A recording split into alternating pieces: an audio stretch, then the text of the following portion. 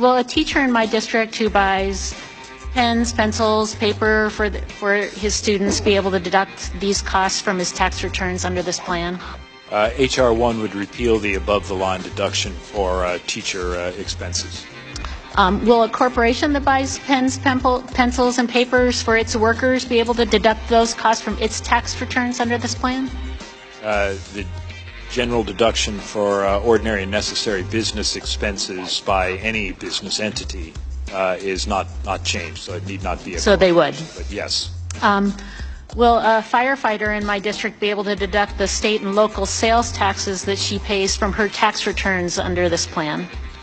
As noted previously, the itemized deduction for the election of either state or local income taxes would be repealed under H.R. 1. And will a corporation be able to deduct sales taxes on business purchases under this plan? Sales taxes incurred as part of the production of income would remain deductible. Okay, so they would.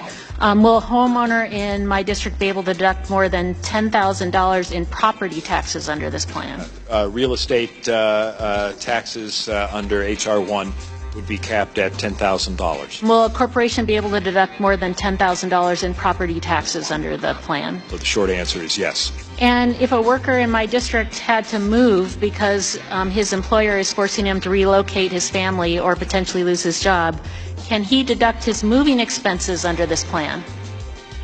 That above-the-line deduction is also repealed, Ms. Delveni. He would not be able to. Correct, yeah.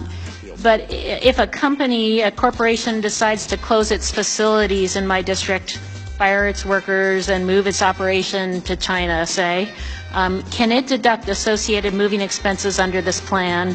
Or, stated another way, can a corporation under this plan deduct outsourcing expenses incurred in relocating a U.S. business outside of the United States? Outside the United States or within the United States, those would be deductible expenses. So would you say that this legislation treats corporations and individuals in the same terms of who gets to keep deductions and who doesn't? I would personally not phrase the question that way, and I think that's more something that is appropriate for the members to debate.